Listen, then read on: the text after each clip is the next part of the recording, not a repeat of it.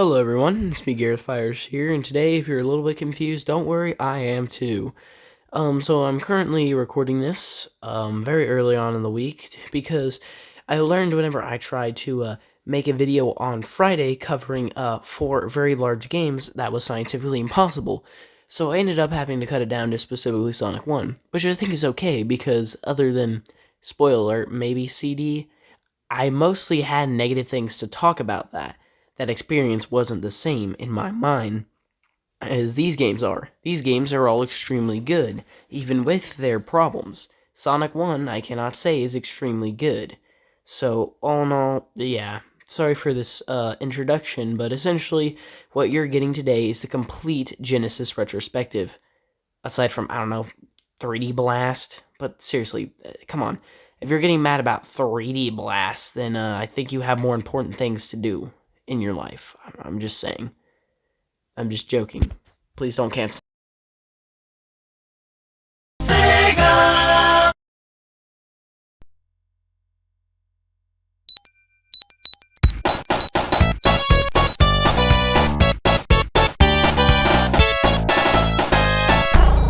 Right off the bat, it's clear that Sonic Team stepped up their game this time.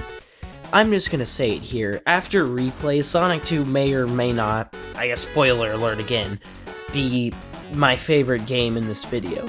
I like Sonic 3, don't get me wrong, but there's just something about Sonic's 2 platforming that Sonic 3 just doesn't quite achieve.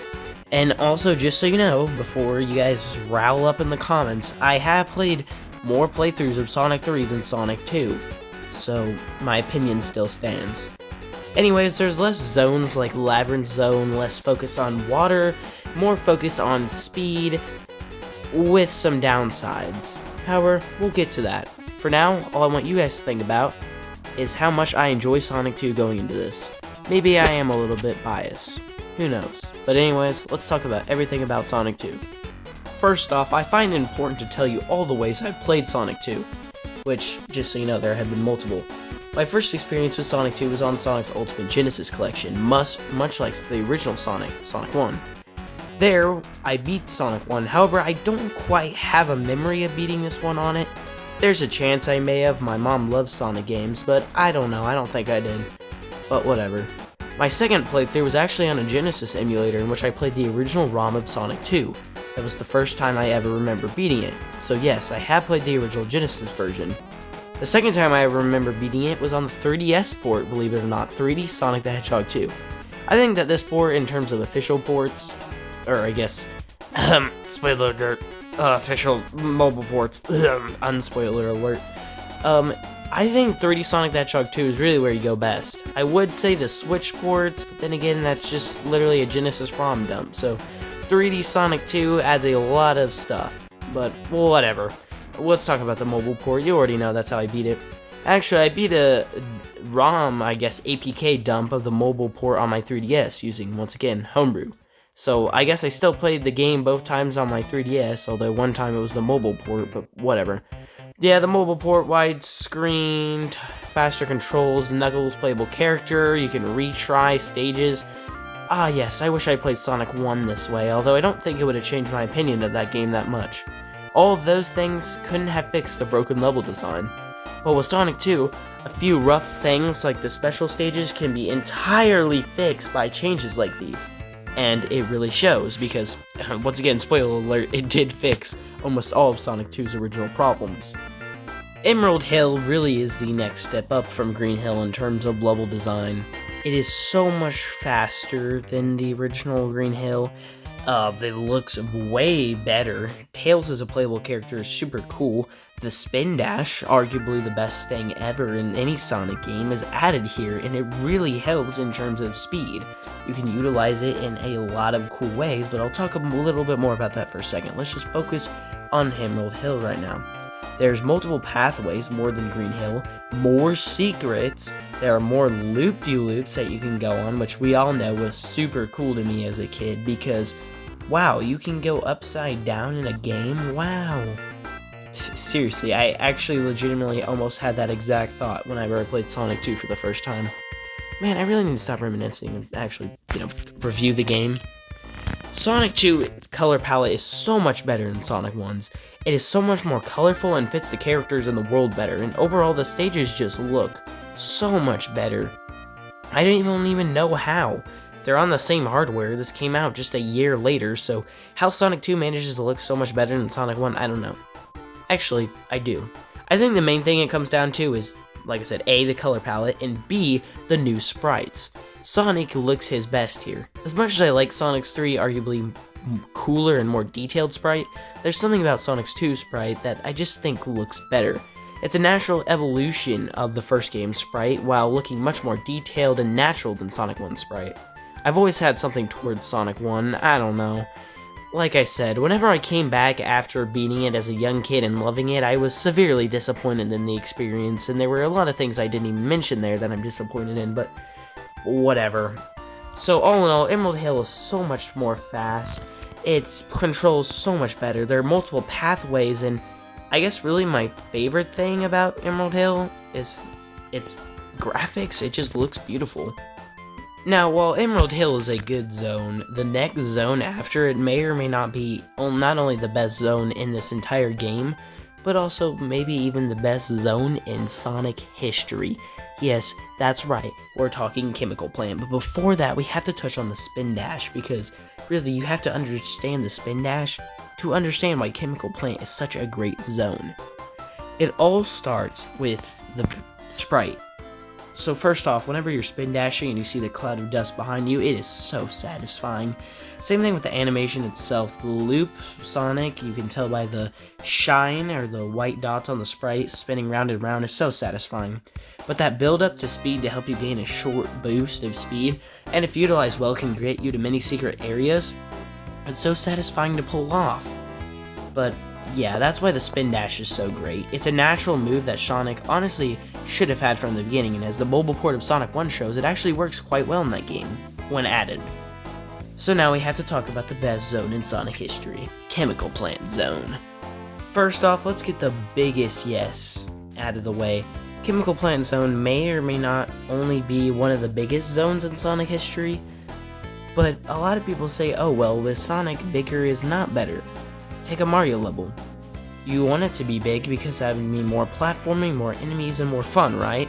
Well, with Sonic levels, people are afraid that if you take too long, and if a Sonic level is too big, then the speed component of the level won't be as good, meaning that the level can't possibly be good, right? Wrong. Usually whenever Sonic levels are big, it's because there are so many different pathways. The level itself isn't horizontally as huge, but vertically. The amount of different paths you can take and secrets there are, holy crap, that's what makes a big zone great. Not one that lasts forever, but one that has so many different pathways. Now, let's talk the most important change in Sonic 2 in terms of the physics. Sonic's speed cap is removed, meaning there are times when you can go so fast in Chemical Plant Zone that you completely rocket off the screen, never to be seen again. Well, I mean, it'll only be a few seconds when you're off screen, but still. Chemical Plant Zone is actually the only zone in this game where that's happened to me. I'm not saying it's not impossible to do in other zones, and I definitely do go fast, but there's just a few times in Chemical Plant where Sonic gets so in front of the screen that I can't just catch up with him. He won't be off the screen for just a second or two. No, he'll be off the screen for 4 or 5 seconds. Sure, that can get dangerous, and it sounds like it would, but strangely there was never really a problem with it. Like, I never ran into any issues with it. It was just dumb fun. And that's what Chemical Plant Zone is. It may not be the best developed ever. Enemies definitely, don't really mean anything to you, and it is really just a playground of bumpers and boosters. But all in all, it's focused on speed, and it is absolutely huge. So I think it honestly may or may not be the best zone in Sonic history. But there are a few other zones I would say closely tied with it. So let's move on from Chemical Plant to talk some other zones. Now, I didn't actually touch on the music during talking about Sonic 1, but that's actually because I think that while Sonic 1's music is still good and fine, I don't think it's super special to the point where it really needs to be talked about. What would I say? Its soundtrack is good. Sonic 2's soundtrack takes everything that Sonic 1 did and does it faster and better. Literally, take, for instance, Casino Night and Spring Yard. Casino Night is almost like an upgrade. It sounds better, it's faster, it even has like the same types of instruments, even though this is 16-bit music, but still. Same thing with like Mystic Cave and Labyrinth. I'm not a music guy, I'm just gonna say that, like, I don't know anything about music, I don't know anything about notes, I barely even went to music class in elementary, and I definitely haven't taken anything with music in years, so I'm just gonna point that out. I don't know anything about music. All I'm saying is Sonic 2 sounds so much better. I'm sure there are plenty of videos out there analyzing Sonic 2's music, why it's the best, or blah blah blah, but all I'm saying is Sonic 2's music is god tier. And I don't use that language a lot, but oh my god. I often see people shower praise on Aquatic Ruin Zone, and while I don't think it's that good, I do think that it's definitely a huge step up from Labyrinth. In fact, it's an improvement in literally every single way. Also, this zone just proves that Sonic's problem was never controlling underwater. Why that was annoying in Sonic 1, and the controls are the same here, they managed to actually surprisingly work well here, which means that the real problem had to have been the level design the whole time. Who would have thought? So yeah, Aquatic Ruin Zone is a fun zone, especially if you're supersonic and speeding through it at an even higher speed. Aquatic Ruin is one of those zones that really proves that, yes, underwater can technically be fun. But what is the difference between Labyrinth and an Aquatic Ruin? Well, in Aquatic Ruin, you're often not forced to be underwater. If you're skilled enough, you never have to touch the water. Whereas in Labyrinth, you're forced to wallow around in the water, with very little chance to break out of the water. So, essentially, the only change that really changed everything was the ability to stay above water. And even then, just changing the underwater design to be, I don't know, better, ended up saving it too. All in all, those two changes entirely saved Aquatic Ruin Zone, and while I think it's a good zone, it's definitely not anywhere close to my favorite. Casino Night is a perfect mix between platforming and speed. The amount of bumpers and just casino thingies and those green things that make you stop, and all the pinball things and bottlenecks, it's so fun. There are tons of slopes, and overall, while this level is still focused on speed and you can go really fast, I feel that it's also focused on level gimmicks and platforming, which, I don't know, Casino Night does really well mixing the two. So to say that it's the best zone ever, trying to use a spring or flipper to land where you want to is pretty hard, and it can get frustrating after a while, but it doesn't matter that there aren't crazy loops or speed focused long slides of land. It's just playing around with Sonic, and it's just fun. That's really all Casino Night is. It's just a fun stage that you can speed through, being bumped and pushed all over the place. I gotta be honest, Hilltop may or may not be my favorite level in this game. Something about the aesthetics, the platforming, it's like Marble Zone again, but done even better than Marble Zone ever could have. And I don't know, I really like Marble Zone. It was my favorite stage from the last game, even if it wasn't focused on speed like Green Hill was. For some reason, Hilltop just speaks out to me. It's such a fun stage, and considering I love lava levels and stages, that means that whenever we get to Lava Reef, I'll have a lot to talk about. But focusing on this game, overall, I think that Hilltop Zone is very well done. Sure, it's more linear than really any other stage in the game, but that's okay, because Hilltop's platforming is also better than any other stage in the game, and aesthetically I love it. Also, a lot of people don't care for the song, but I think that Hilltop Zone's theme slaps hard. It is such a good theme, but whatever. You gotta let people believe what they want to believe. After all, I am just some kid on the internet, but I think that Hilltop's theme is superior to any other theme in the game. But whatever. Mystic Caves and Hilltop Zone are a lot alike, except Mystic Caves is a lot more frustrating and not as well done. Just like with Hilltop, it's much more linear and focused on platforming, but unlike Hilltop, you have to be a lot fast in your reaction to certain factors because it'll kill you. The smashing doors, don't do it just quite right and you'll get smashed and instantly killed. You don't like long pits with spikes?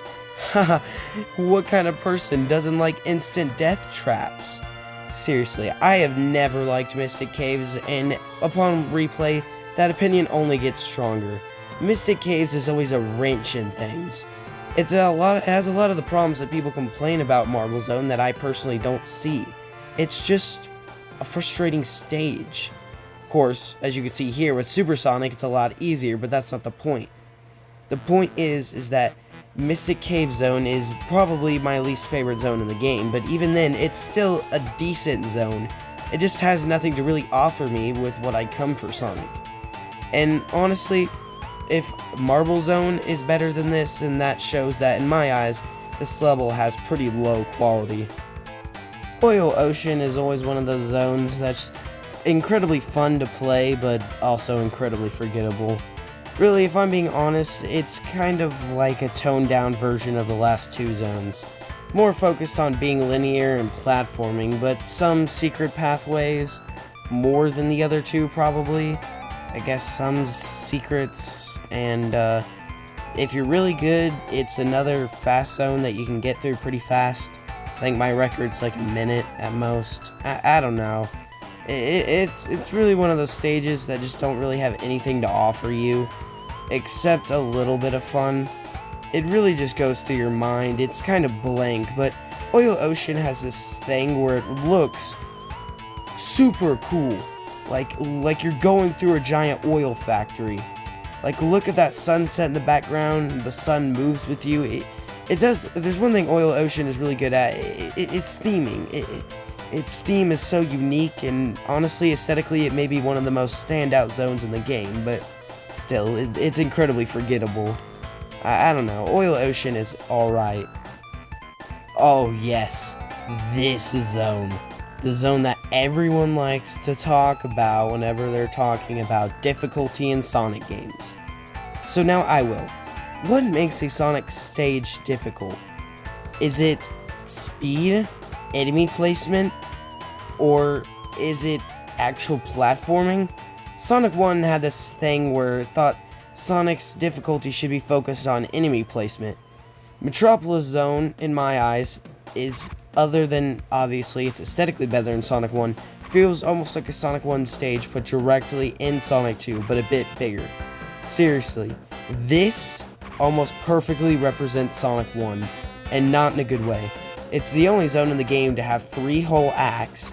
It's incredibly difficult because of dumb enemy placement and stupid mantis robots that throw their freaking things at you and hit you, and it's impossible to dodge, and it's frustrating. Oh, there's these pulley things, and those are fun to platform on, but overall, in my eyes, Metropolis Zone has never been difficult. I don't think I've ever died on it. It's just overly long and frustrating and tedious, with really no reason or right to be. Metropolis literally has nothing going for it other than its intense difficulty. Sure, there are a few other pathways, but what's the point of traveling to them, because most of the time they just make it harder on you. Sonic's physics aren't utilized well in the level for platforming, and overall, there's not enough slopes and stuff to make you feel like you're going fast. This stage is incredibly mediocre, and has barely anything going for it, but I will give it this: it's more memorable than Oil Ocean. I just wish that the final true zone of Sonic 2 would have been better, or at least, in my eyes, this is Sonic 2's last true zone. I mean, sure, we got like Wing Fortress and Death Egg to talk about, but I mean, seriously, this is the last main Sonic 2 zone, and I wish it went out with more of a bang than this. But whatever, it exists. Sky Chase Zone was the first time we saw Sonic being thematic and having a little bit more pizzazz to its storytelling. Really, Sky Chase Zone is nothing special. It's really hard to fall off the plane, if not impossible. I never tried. The enemies are enemies, I guess. There's a few times you may potentially get hit, but it's incredibly easy to never get hit in this zone at all. Really, most of the time you can just spin dash in the top left corner and you'll pass the stage with ease. And I also don't think there's really any way to make your time go slower. I think like 2:30 is my record. I don't know, but either way, Sky Chase Zone is special. Sure, I will talk about this in a second, but the Death Egg Zone is thematically speaking, a great end to Sonic 2, but it has its problems. Sky Chase is the doomsday of Sonic 2. It's the moment whenever you realize that this level is thematically strong. This is Sonic and Tails in the cloud, flying towards the Death Egg with Eggman's reinforcements coming at them, trying to destroy them. But Sonic won't. He's hopping all around, Tails trying to catch up to him, and all of a sudden a giant plane soars by them. It's strong thematically, and it's rich, and it's interesting. But wait, there's one more stage until we get to the Death Egg, right? Oh yeah, that one. Honestly, if Metropolis Zone was cut all together and left just a Winged Fortress, I would be fine with that. Metropolis Zone had nothing other than its difficulty, and even then, it was cheap difficulty. Winged Fortress has incredibly challenging platforming and tons of fun skips you can accomplish. It actually makes me kind of sad that I don't have more to say about Winged Fortress. Really, its platforming is almost entirely fun, and I have very little problems with it. I just don't have much to say about it either. It's just a good stage that, it has challenging platforming, and I mean, its boss is okay. Oh crap, now I have to talk about the bosses and Death Egg Zone. They go together, see? Haha. Ah yes, but anyways, conclusion to Winged Fortress, it's a fine zone with a fine boss. Really, I'm gonna be honest with you, I don't think there's much to say about classic Sonic bosses until Sonic 3. But, I mean, they're all fun in their own right. The Casino Night one was a particular standout, it was fun. And, Aquatic Ruins is okay, I guess. Really, the problem with classic Sonic bosses, or I guess early classic Sonic bosses, is that they just don't have much substance. They're developed with a fun enough moveset, they just don't last long enough and aren't challenging enough to really stick in your mind. But anyways, you grab onto the rocket that Eggman gets on and soar through the sky slowly. As you slowly leave the atmosphere, you realize, oh crap, things are starting to kick up. The clouds disappear, and you're in space. I absolutely hate the zone. I'm just gonna be straight up honest with you. Honestly, if I'm being honest, the Metal Sonic boss is pathetic. You absolutely just pass through it. All you have to do is spin dash before he lands, hop on him a lot, and boom, it's done. It's easy. You can do it by the time he's done with his second move. You don't ever have to see him jump. You can beat Metal Sonic in 17 seconds. But if it was just the Metal Sonic fight, maybe chasing Eggman into a ship and then him flying back down to Earth with Death Egg exploding, I would say that the final boss was a cakewalk, too easy, and that, that's it. Sonic 2 ends in a very thematically strong way and has a horrible final boss. Now I get to say that Sonic 2 ends in a thematically strong way and still has a horrible final boss. Seriously, I hate the Death Egg robot with a passion. It is the worst classic Sonic boss I have ever faced. All the bosses, and spoiler alert, Sonic, CD, and 3, and Knuckles all beat it. It is genuinely horrible and is worse than any boss in Sonic 1. The fact that some people complain about those bosses and then praise this one is absolutely just baffling to the eyes. Like I said, I hated the Death Egg robot with a passion, and, well, I don't really think that that's gonna change. Sure, eventually it becomes an easy boss. But soon enough, you win, and then you get to see this cutscene collection. I don't know why they made the picture so small in the middle of the screen, but either way, I would say that it's a strong end to a strong game. That's what I would say if I don't have some few other major complaints. I don't think it would have taken much to make better special stages in Sonic 1, considering that if you recall my last video, my closing statements on the special stages were that they were horrible and essentially gave me brain cancer.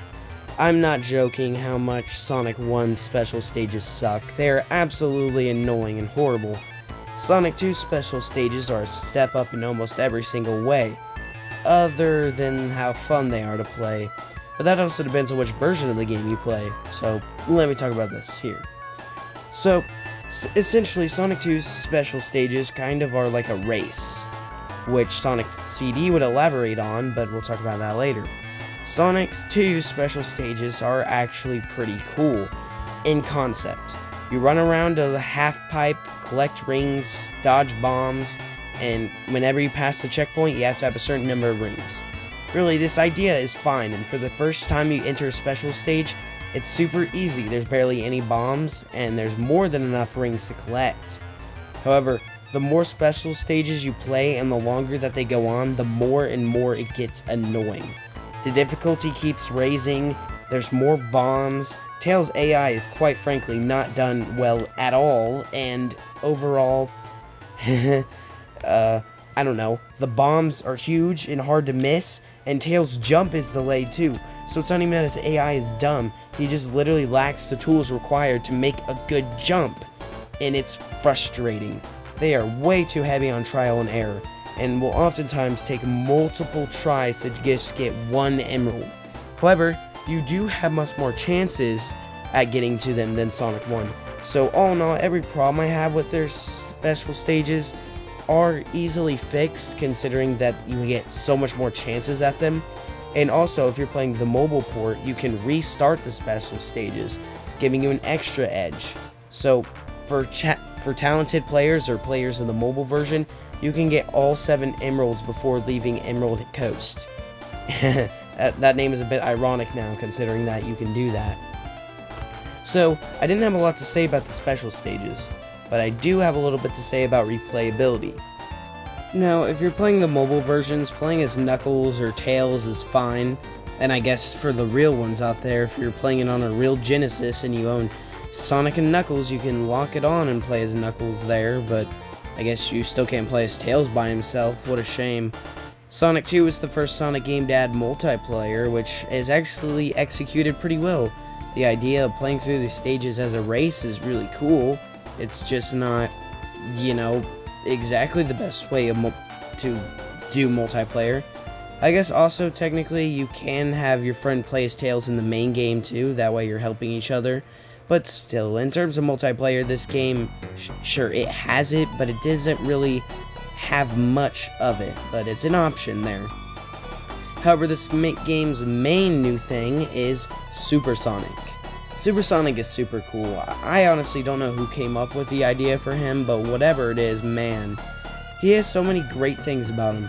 He's a great, you know, initiative to actually go through all the special stages and collect the Chaos Emeralds instead of just getting a true ending that adds flowers, because, you know, that's why we want to play Sonic 1 special stages. And, you know, the idea that having the Chaos Emeralds doesn't actually affect the ending, rather, it just gives you and allows you to play as Supersonic is cool here. But I feel that Supersonic will always be best executed in Sonic 3, but once again, we'll talk about that whenever we hit that game. So overall, Sonic 2 is almost incredibly replayable. It's so fun, and there's so many great things about that, and it's designed so well. So now I hope you all know why Sonic 2 is my favorite 2D Sonic game. Anyways, yeah, if you really want to complain, sure, stages like Mystic Caves and Metropolis are not executed the best, but they're still fine stages. But wait, didn't you promise that you would talk about Sonic 3 and CD in this video? Well, as sad as it is, I'm not going to get to talk about Sonic 3 in this video. We'll talk about Sonic 3, Sonic and Knuckles, and of course Sonic 3 Complete in the next video. But for certain reasons, I'm still going to keep CD in this video because I feel that it's necessary to talk about CD right after 2. Because it opens some new problems with the game that aren't there if you look at it by itself. Sega!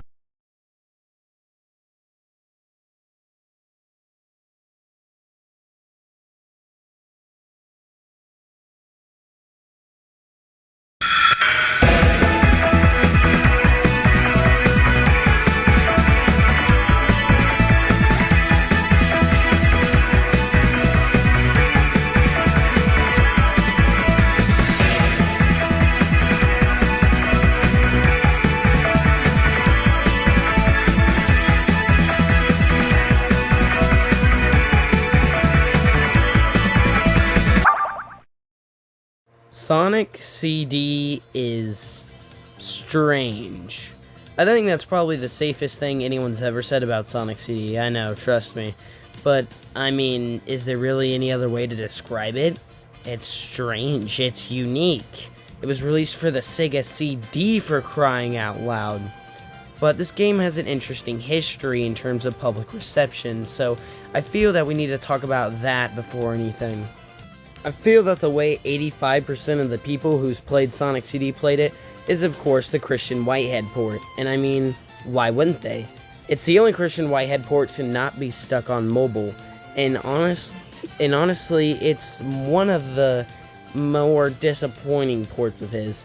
I know, it was his first one, but sure, you can play as Tails, but not Knuckles, and you can't lock Sonic on with Tails, and Tails is only unlocked after you beat the game with Sonic.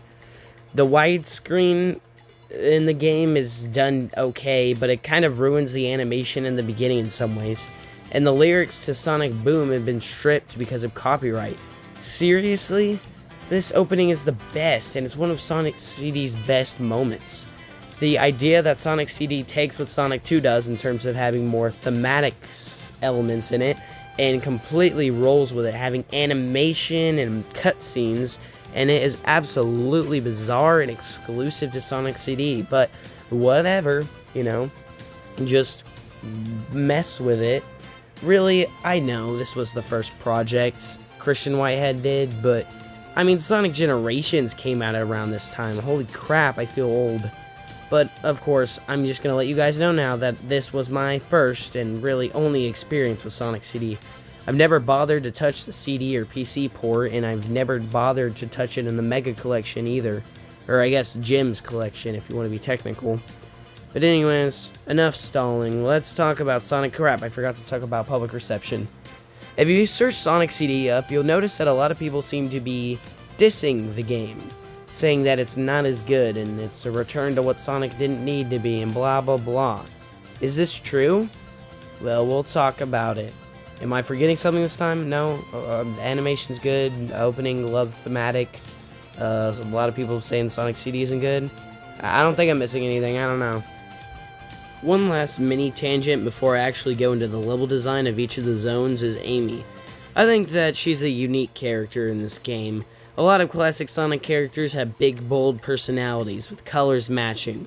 Amy fits right in. Her design is perfect for what her character, and her personality is just what we needed out of a classic Sonic character. Tails is the cute sidekick, Knuckles is the bad anti-hero, and Sonic is the blue speedy hero. Amy is the pink friend, I guess. I wouldn't say lover or girlfriend, considering that Sonic is against romance. He doesn't want anything to do with it. He only saves Amy because he doesn't want to see her get hurt, which for Sonic is a perfect reason, and it's a perfect characterization of Amy. Honestly, I really don't have any problems with her in this game, but if I need to talk about her later on, I will talk about her in Adventure. Then, yeah, we'll talk about her then. So that's pretty much all I had out the way before the level design of each of the zones. Oh yeah, another character. Metal Sonic. Metal Sonic is cool.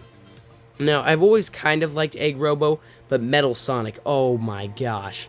The idea of an anti-Sonic, a speedy blue artificial villain instead of a speedy blue true hero.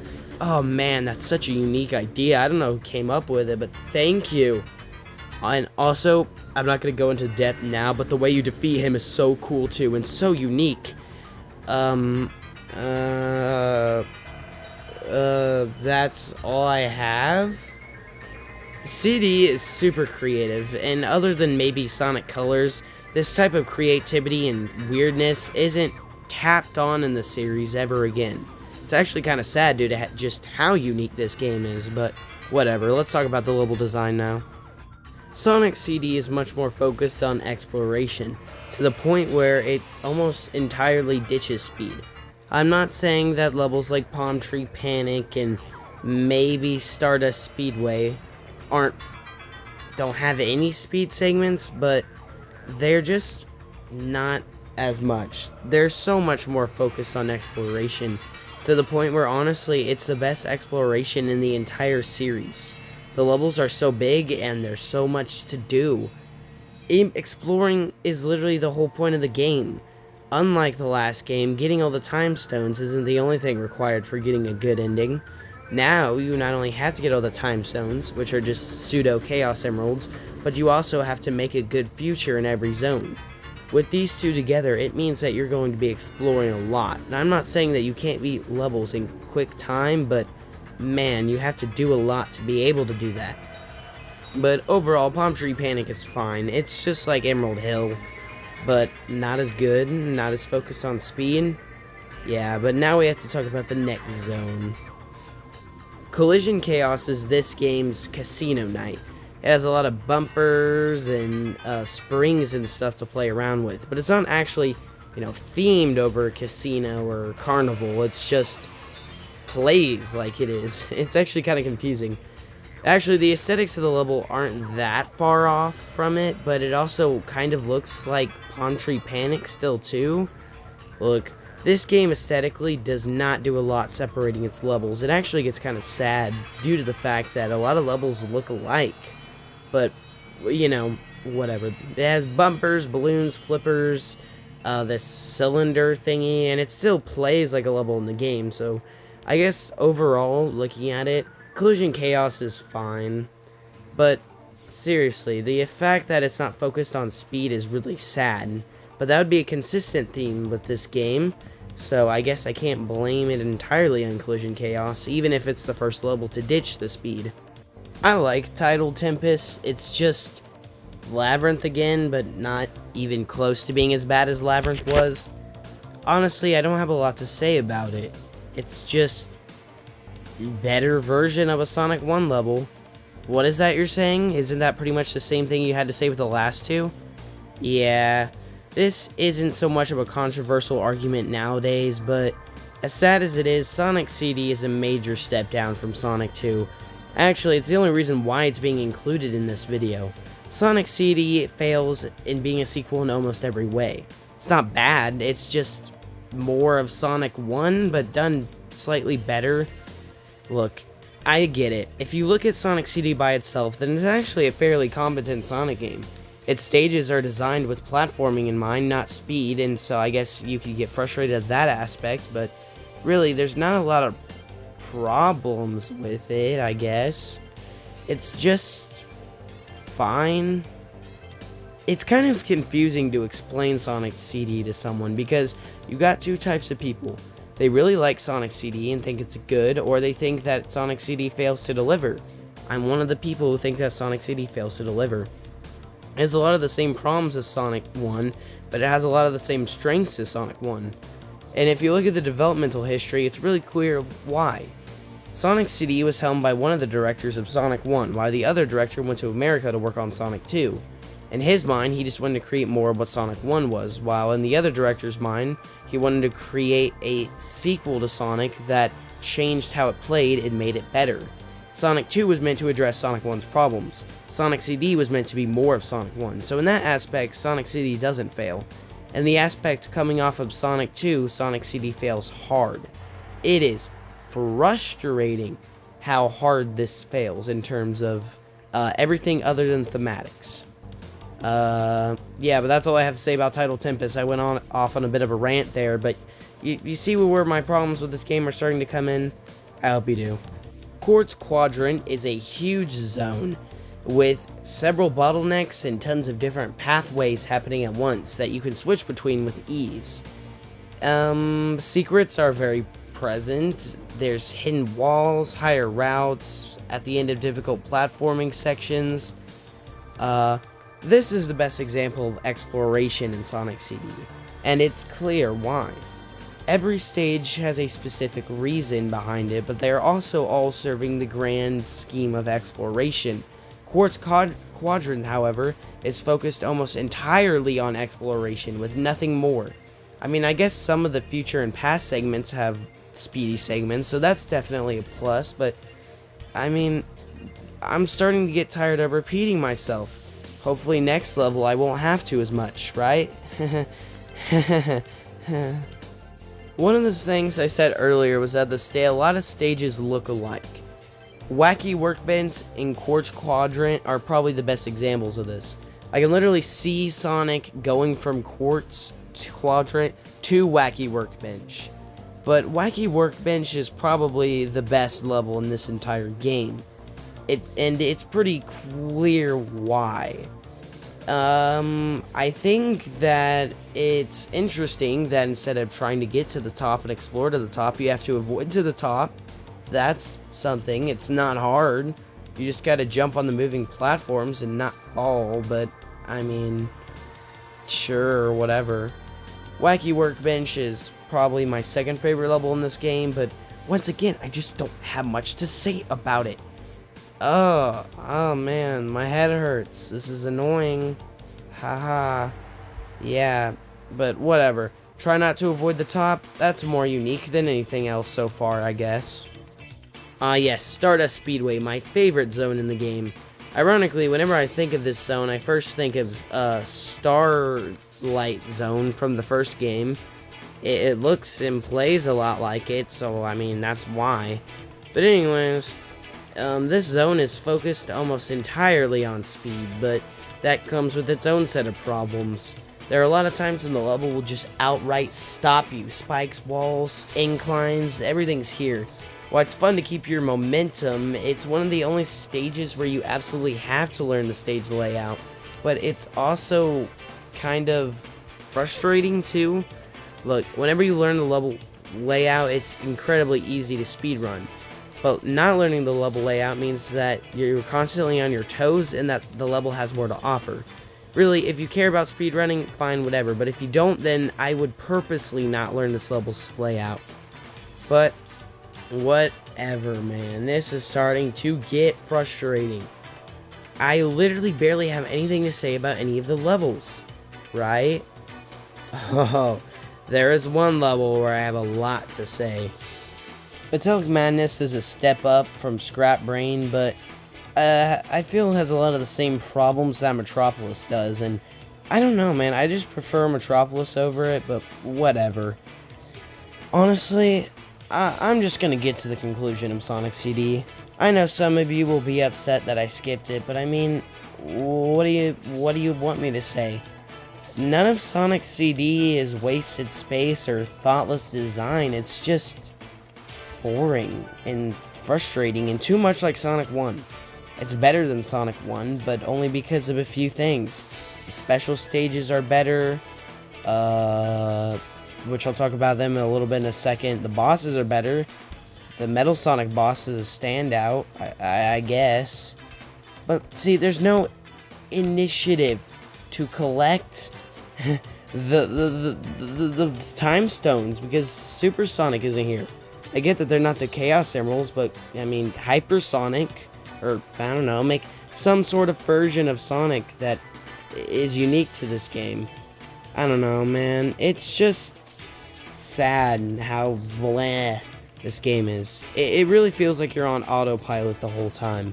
There's nothing stand out about the experience. There's nothing in your face about it. It's just something. It just exists. But anyways, about the special stages. You gotta run around and destroy UFOs. It's pseudo 3D. I mean, it's just here to show off the capabilities of the Sega CD, but still, it's well done. And it's one of my favorite classic Sonic special stages, but it's not inherently better than Sonic 3's Blue Spheres or even Sonic 2's Warp Pipe design. It's just something new and slightly better than Sonic 1's. Man, I'm sure all of you think I hate this game, but I really don't. I've been playing it forever.